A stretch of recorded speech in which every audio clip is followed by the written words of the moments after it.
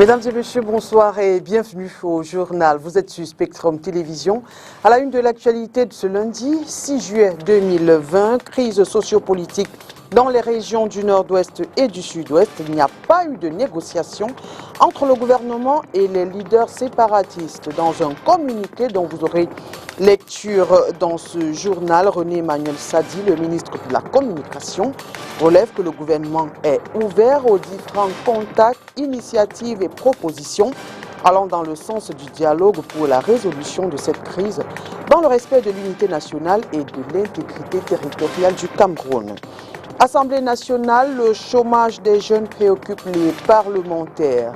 Les travaux d'un réseau parlementaire dédié uniquement aux problèmes de l'entrepreneuriat au Cameroun ont démarré ce jour à Yaoundé. Pendant qu'ici à Douala, c'est un atelier de renforcement des capacités de formation des jeunes qui a été lancé, ceci au regard des résultats peu satisfaisants des premiers bénéficiaires du plan triennal spécial Jeunes. Mesdames et messieurs, une fois de plus, bonsoir et bienvenue au journal. Je vous le disais il y a un instant, le gouvernement de la République porte à la connaissance de l'opinion que l'information diffusée sur les réseaux sociaux sur la tenue le 2 juillet 2020 de négociations entre une délégation gouvernementale et des sécessionnistes en instance de jugement n'est pas conforme à la réalité. Le gouvernement réaffirme sa disponibilité à rechercher des solutions pacifiques à la crise dans les régions du nord-ouest et du sud-ouest, notamment par le dialogue. Il est par conséquent ouvert aux différents contacts, initiatives et propositions allant dans ce sens, dans le respect de l'unité nationale et de l'intégrité territoriale du Cameroun. Le gouvernement lance de nouveau un appel aux groupes armés pour qu'ils cessent les atrocités contre les populations civiles ainsi que la destruction des infrastructures de développement et répondent favorablement à l'offre de paix du chef de l'État, son Excellence Paul Biya. Les forces de défense et de sécurité, dans le respect des lois et règlements de la République, continueront quant à elles à accomplir avec professionnalisme leur devoir de protection des citoyens et de leurs biens. C'est signé ce jour 6 juillet 2020 par le ministre de la Communication, René-Emmanuel Sadi. Parlons donc de cette crise sociopolitique dans les régions du nord-ouest et du sud-ouest. Tous les sécessionnistes ne veulent pas négocier avec Yaoundé. C'est du moins ce qui ressort d'une multitude de communiqués collectés sur les réseaux sociaux et rendus publics par certains d'entre eux. Selon ces derniers, Ayouk Tabé n'est pas l'homme qu'il faut pour négocier concernant le dépôt des armes dans les régions du nord-ouest et du sud-ouest. Mireille Sapi. Une frange des Ambazoniens refuse à Ayouk Tabé le droit d'entamer des négociations avec Yaoundé. Selon Lucas Ayabacho, le sacrifice des 4 années de lutte est assez élevé pour que des négociations à huis clos entre les antagonistes de la crise sociopolitique dans la partie anglophone du Cameroun soient acceptées. À en croire les termes d'un communiqué publié sur les réseaux sociaux le dimanche 5 juillet 2020, celui qui se présente ici comme le président de l'Ambazonian Government Council rejette toute idée de discussion entre les sécessionnistes et le gouvernement camerounais qui ne soit pas sous supervision internationale, comme tendent à l'indiquer les nouvelles actuelles et relatives à des pourparlers entre les ex-leaders sécessionnistes condamnés en 2019 à la perpétuité et les autorités camerounaises après 4 ans de bras de fer entre l'armée républicaine et les séparatistes anglophones dans les régions du nord-ouest et du sud-ouest. De l'autre côté, un communiqué signé par Chris Anou, qui se présente comme le secrétaire à la communication du gouvernement des Ambazoniens, indique que Sisiko Ayouk Tabé n'est pas le président de la République imaginaire d'Ambazonie. De ce fait, il n'a pas le droit de parler au nom de la dite République. Selon Chris Anou toujours, le leader des Ambazoniens se nomme Samuel Sako Ikome. Cependant, il faut dire que l'information qui circule sur les réseaux sociaux depuis quelques jours vient d'être démentie par les autorités camerounaises. Ce qui ressort des publications de la toile le 2 juillet 2020, le président autoproclamé de la République imaginaire d'Ambazonie, Julius Sisiko Ayouk Tabé, a été extrait de sa cellule, tout comme Wilfried Tassin et Blaise Chouffé, Manchou Bibizi et autres, et conduit à l'extérieur de la prison pour y rencontrer Léopold Maxime et Koeko, patron de la la Direction générale de la recherche extérieure, DGRE. Une mission gouvernementale a l'effet de connaître des conditions posées par les sécessionnistes pour soutenir un cessez-le-feu immédiat et effectif en zone anglophone. Rappelons que depuis des années, la minorité anglophone s'estime lésée par rapport aux francophones majoritaires dans ce pays où anglais et français sont les langues officielles. Fin 2017, après des mois de manifestations d'avocats et d'enseignants anglophones réprimés férocement par le pouvoir dans ces deux régions, des séparatistes ont pris les armes contre Yaoundé. Depuis, ce conflit a fait plus de 3000 morts et forcé plus de 700 000 personnes à fuir leur domicile, selon les ONG internationales. Et au sujet de ces négociations en vue d'aboutir à un dépôt d'armes dans les régions du nord-ouest et du sud-ouest, ce qui circule sur la toile n'est pas conforme à la réalité. Je vous propose d'écouter le professeur Elvis Ngolengole. Point de vue officiel ou le point de vue de mon parti, je ne suis pas au courant qu'il y a négociation ou qu'il y a dialogue ou bien des pourparlers. Je ne suis pas au courant de ça, mais moi je lis dans la presse ou bien dans les réseaux sociaux, ça se parle, vous savez. Mais quel que soit le cas, ce que je peux dire à ce sujet, c'est que depuis le discours de fin d'année à la nation et le discours lors de la prestation de serment à l'Assemblée nationale, le président Biya avait dit qu'il est prêt à aller jusqu'au bout pour trouver une solution aux problèmes posés.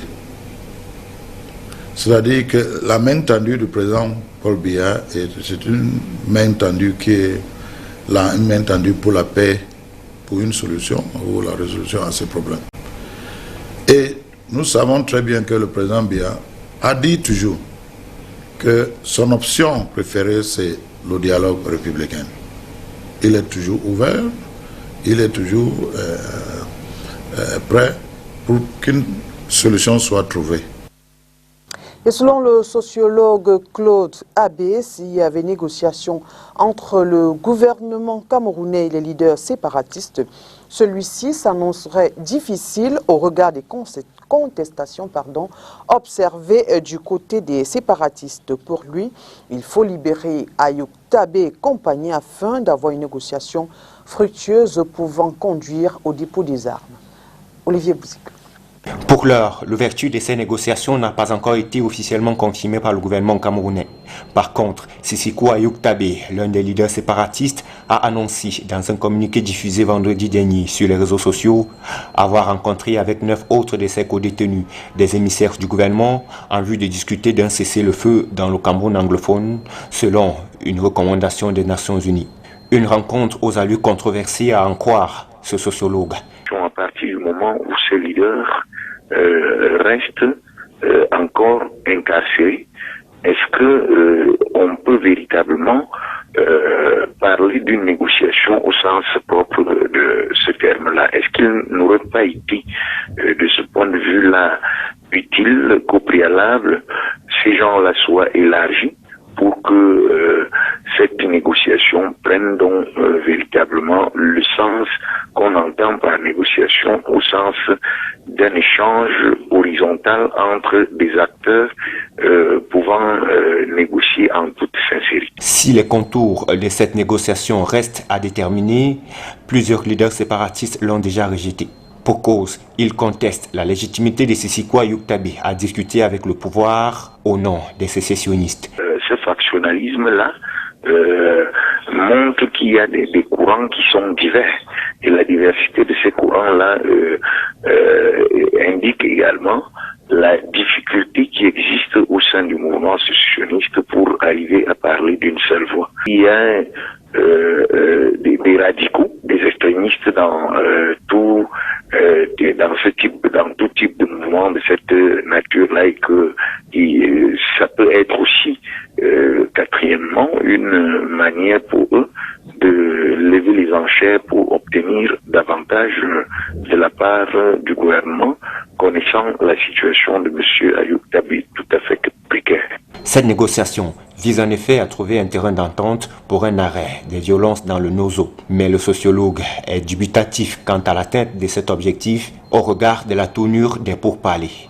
Cette contestation bénéficie, je pourrais le dire cyniquement, au gouvernement camerounais. Et à partir du moment où cette main tendue ne prospère pas, ça peut laisser libre cours à une radicalisation de l'usage de la force. La crise sécuritaire dans le nord-ouest et sud-ouest a déjà causé en 3 ans plus de 3000 morts et 650 000 déplacés, selon des données statistiques du Haut Commissariat des Nations Unies pour les réfugiés. Et cette crise était au menu de l'émission Face à l'actu, diffusée les dimanches sur Spectrum Télévision. Monseigneur Samuel Cléda, l'invité d'hier, a donné ce qu'il pense comme piste de solution pour un retour de la paix dans les régions du nord-ouest et du sud-ouest. Je vous propose de l'écouter. Au début, nous avons rencontré effectivement les acteurs. Quand je dis que je viens de dire que j'étais là-bas en décembre 2016, j'ai rencontré beaucoup d'acteurs qui étaient au Cameroun, oui, en décembre 2016. Après, ces acteurs ont quitté le pays, certains ont été arrêtés. Donc nous connaissons aujourd'hui, n'est-ce pas, les revendications, ou si c'est le fédéralisme ou la séparation, nous connaissons ces problèmes. Mais quand on parle de dialogue, on se met autour d'une table, on pose les différents problèmes et on arrive, n'est-ce pas, à se mettre d'accord sur ce qui construit et rejeter ce qui divise.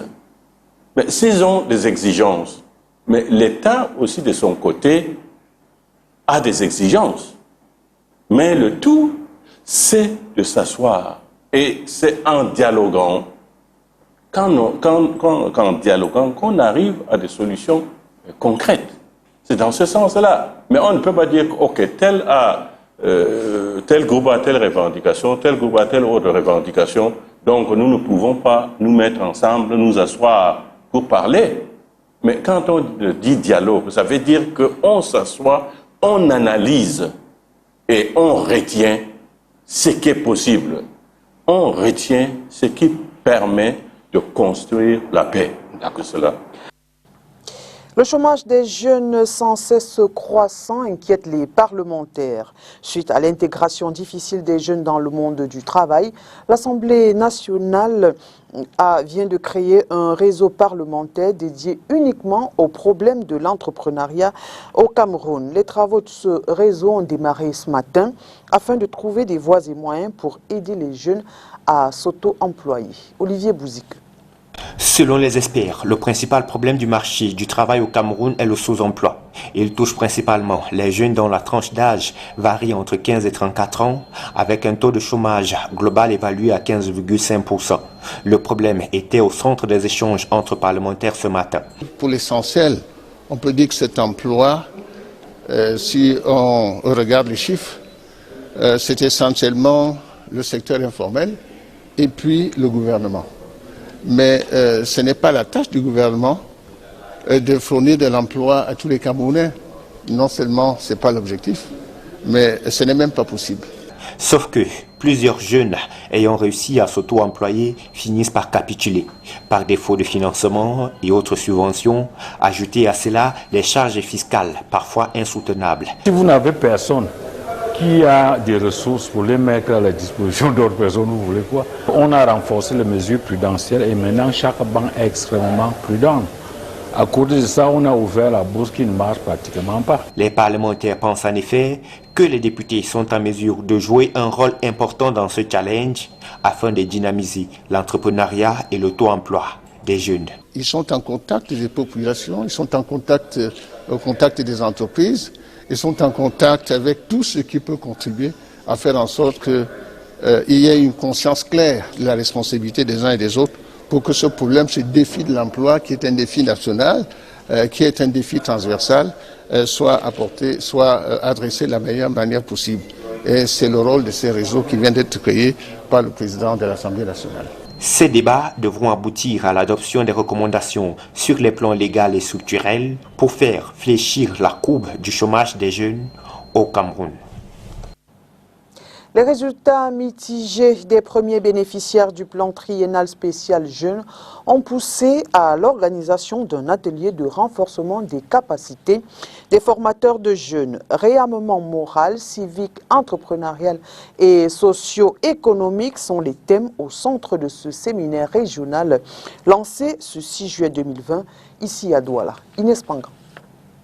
En priorité, les 135 jeunes déjà bénéficiaires du plan triennal spécial jeunes dans la région du littoral sont les destinataires finaux de la session de formation de ce 6 juillet 2020 à Douala. Les collaborateurs des délégués de la jeunesse et de l'éducation physique d'arrondissement et de département de la région du littoral, présents pour l'atelier régional de renforcement de capacités en réarmement moral, civique, entrepreneurial et socio-économique, doivent de retour dans leur zone d'activité retransmettre ce qu'ils ont reçu. Une instruction du ministre de la Jeunesse et de l'Éducation civique dans les 10 régions aujourd'hui, et la région du littoral s'arrime à la donne.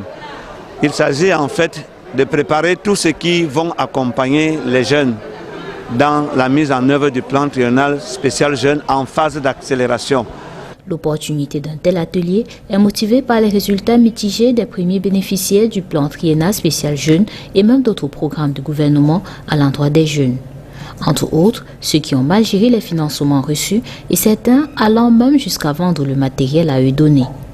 Il s'agit donc de leur donner des principes de gestion de fonds publics et d'entrepreneuriat. Familiariser les responsables aux outils, aux méthodes, aux démarches, leur permettant de mieux accompagner les jeunes et de permettre au ministère d'atteindre ses objectifs d'insertion et de réarmement des jeunes. Après le financement des projets individuels, les responsables de la délégation régionale de la jeunesse et de l'éducation civique du littoral affirment qu'ils passeront au financement des projets micro-industrie impliquant plus de jeunes et plus de moyens. Officiellement lancé en 2017, le plan triennal spécial jeunes doté d'une enveloppe de 102 milliards de francs CFA devait s'étendre sur 3 ans et aider à terme à l'intégration socio-économique d'1 500 000 jeunes. Près de 370 avocats ont prêté serment ce 6 juillet 2020 à la Cour d'appel du littoral. Une prestation de serment présidée par le bâtonnier Maître Charles Tchakounté Patié en présence de plusieurs autorités administratives et politiques de la région du littoral. Je vous propose d'écouter simultanément le bâtonnier de l'ordre des avocats Maître Tchakounté Patié et quelques nouveaux avocats au micro de STV. Mesdames et messieurs les jeunes confrères, quoi qu'on en dise, la prestation de serment n'est pas un acte banal, une simple formalité. Loin s'en faut, elle participe du rituel judiciaire et donne solennité à votre entrée dans la scène. Si la formule du serment est dotée des pouvoirs, la main que vous allez soulever est le symbole de la force physique et de la puissance, écriant Antoine Darapon. Le droit, c'est également fait l'écho de cette puissance de la main, comme en témoignent certains termes juridiques qui en sont dérivés. On attend 5 ans et demi d'ailleurs, parce que nous sommes entrés le 23 janvier 2015 et nous sortons aujourd'hui. C'est une joie immense, immense dans tous les sens, parce qu'il s'agit d'une profession noble, la profession la plus noble du monde. Quand tu es avocat, tu es fier de l'être. Je demande au Seigneur de me toucher afin que je ne fasse que mon travail et que je ne sois pas distraite. Content. Et particulièrement, je voudrais dire merci à Dieu, premièrement, et je dis merci à monsieur le bâtonnier qui a œuvré de tout son pouvoir pour qu'on voit ce jour. Et pour moi, c'est un grand jour, et un grand jour pour le barreau du Cameroun. Oui, effectivement, une longue attente, mais Dieu merci, nous sommes aujourd'hui au grand jour, un jour mémorable que je n'oublierai jamais. C'est l'occasion pour moi de dire que ça n'a pas été facile, mais grâce à la formation soutenue que nous avons eue de tout le conseil de l'ordre, de mes parrains du cabinet et même des amis et de la famille, finalement, j'ai pu, n'est-ce pas, arriver à ce grand jour. Et on ne peut que leur souhaiter bon vent. On parle santé à présent, coronavirus. On se souvient que c'est le 6 mars 2020 que le premier cas de coronavirus était enregistré au Cameroun. Nous sommes le 6 juillet 2020. Cela fait donc 4 mois que nous vivons avec cette maladie. Quel changement dans votre comportement, dans votre quotidien depuis la survenue de cette maladie? La question a été posée à quelques doualets. Je vous propose d'écouter leurs réponses. Ce qui est resté comme souvenir, c'est vraiment l'habitude de laver les mains. En dehors de ça, peut-être le cache-nez, non, les bisous. C'est vrai que ça ne passe plus trop, mais quand même, c'est quand même resté dans nos habitudes de ne plus trop embrasser. On se salue avec les coudes et tout, mais l'habitude, la réelle habitude qui est restée, c'est laver les mains. Moi, j'aime bien laver les mains tout le temps maintenant. Je ne peux pas marcher 2 secondes sans laver les mains. Moi, après le corona, nous laisse de bons souvenirs. On continue à utiliser le gel hydroalcoolique, le lavage des mains, le port du masque, malgré qu'on étouffe. Mais on a eu la distanciation, mais ça nous rend quand même un très grand service. Moi, je pense que ça a laissé de très bons souvenirs. 4 mois après, on s'est habitué et ça va. Le lavage de la main, le gel hydroalcoolique, la distanciation sociale et le port de masque quand je sors hors de ma maison. Cette habitude est déjà ancrée dans moi et j'ai toujours dans ma voiture du gel quand je sors faire les courses et quand je reviens. Les habitudes qui sont restées en nous aujourd'hui, la salutation n'y est plus comme d'habitude et le plus souvent chacun marche avec son cache-nez et les gels hydroalcooliques. Et souvent même dans des endroits un peu regroupés, chacun prend un peu la distance, de ne pas trop se rapprocher aux gens. Ça veut dire que ça nous a laissé cette trace. Corona a laissé comme souvenir, c'est que vraiment ça a ramené les mentalités hygiéniques. Parce que avant, tu pouvais marcher dans la rue, tu cherches même là où tu vas laver la main, tu ne trouves pas. Mais du fait qu'à tout bout, peut-être au bout de 5 à 10 mètres, tu peux trouver un seau avec du savon. Bon, vraiment, c'est l'aspect positif que ça a laissé. Et aussi, vraiment réguler certaines mentalités qui vraiment auparavant n'étaient pas trop. Mais maintenant, du simple fait que on sache que la maladie est là, cette distanciation-là, ça évite aussi que vraiment quelqu'un avec ses odeurs même vous approche vraiment. On parle culture à présent, cinéma.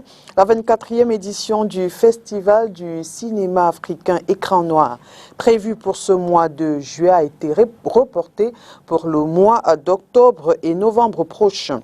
Dans une récente conférence de presse en ligne, le délégué du festival Basek Bakobio est revenu sur les raisons de ce report et les changements que cela entraîne. Makedali Djinyoutio. Initialement prévu du 11 au 18 juillet 2020, le festival du film africain Écran Noir aura plutôt lieu du 31 octobre au 7 novembre prochain. Ce report est dû à l'épidémie de la maladie à coronavirus qui frappe durement le Cameroun depuis 4 mois. Cette année, le format du festival va justement dépendre de l'évolution de la maladie. L'écran noir se fera donc 2020 sous l'une des 3 formes suivantes. Soit sa forme classique présidentielle si la pandémie est passée, ce que nous espérons tous et tous les jours, soit une forme semi-classique, virtuelle pour la présidence internationale et semi-virtuelle, semi-présidentielle, dans le respect des mesures barrières pour les Camerounais, ou alors, si cela aussi était difficilement réalisable, nous opterions pour une forme totalement virtuelle. Le festival reporté, le comité d'organisation a dû également revoir sa programmation. Il y a quelques jours, le délégué général des écrans noirs, Basek Bakobio, a donné une conférence de presse en ligne depuis Yaoundé. Dans les délais de soumission de films pour la sélection que coordonne Hélène Eba, font donc que nous reportons aussi les délais de la présentation des films au 30 août. Nous avons une nouvelle compétition, une compétition pour la web-série, n'est-ce pas, pour les Camerounais, uniquement cette année. La compétition sera étendue aux autres pays de l'année prochaine et une formation sera dispensée aux réalisateurs de web-séries à cette occasion. Alors ce report va aussi concerner les dates de concours. Pour le moment, le comité d'organisation dit avoir reçu uniquement 15 projets et souhaite en recevoir davantage. Les amateurs et professionnels du 7e art ont donc jusqu'au 30 août désormais pour soumettre leur candidature dans les différentes catégories retenues par les organisateurs dans le cadre de la 24e édition du festival Écran Noir. La diaspora camerounaise active sur le plan politique en France. À l'issue des élections municipales de 2020, ils sont près de 300 Camerounais d'origine qui ont été élus dans plusieurs mairies de ce pays. Voici quelques figures de ces élus sélectionnés par la rédaction. Élus à l'issue des élections municipales qui se sont achevées le 28 juin 2020 en France, environ 300 Camerounais d'origine ont été officiellement installés dans leurs fonctions le week-end dernier. C'est par exemple le cas de Gertrude Ngor-Kaldiop, élue conseillère municipale à la mairie de Metz, ville située dans le nord de la France. Ancien séminariste de Bonepoupa dans le département d'Unkam, région du littoral, Jean-Pierre Yetna est réélu pour la 3e fois au poste d'adjoint au maire de Montmorency, une commune de près de 22 000 habitants. À la mairie de Domont, Martin Kamgweng a été installé dans ses fonctions de premier adjoint au maire de cette commune. Pareil pour Blaise Metarmo, élu premier adjoint au maire de la commune d'Alouan, ville située à 20 minutes de Lille. Lors de la tenue du conseil municipal d'installation le 3 juillet, le maire de Montrouge et ses adjoints ont été élus. Et parmi les 14 maires adjoints se trouve Patrice Ondoa, 8e adjoint chargé de la jeunesse et de la vie des quartiers de cette commune. L'autre satisfaction de la diaspora camerounaise, c'est Dieudonné Ngoumou, élu au conseil municipal de la mairie du 18e arrondissement de Paris. Sans oublier l'ancienne journaliste et présentatrice vedette de la CRTV Véronique Ma, élue adjointe au maire de la commune de Mérenville, située à 25 km au sud-est de Paris. Et avec VOA, intéressons-nous à l'actualité en Afrique dans ce round-up.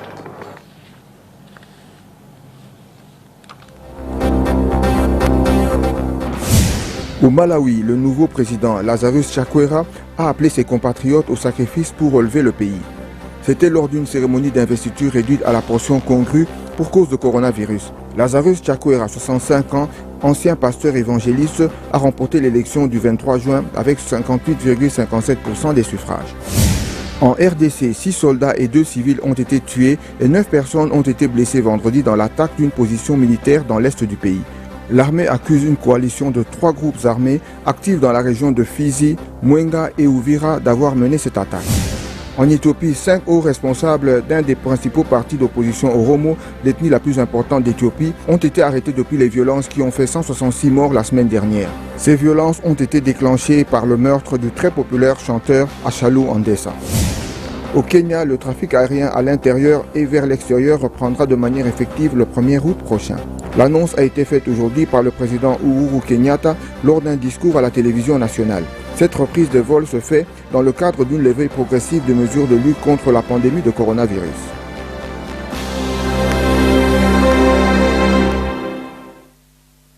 Et voilà qui met un terme à cette édition d'information. Mesdames et messieurs, merci d'avoir été des nôtres. Et bonne suite des programmes sur Spectrum Télévision.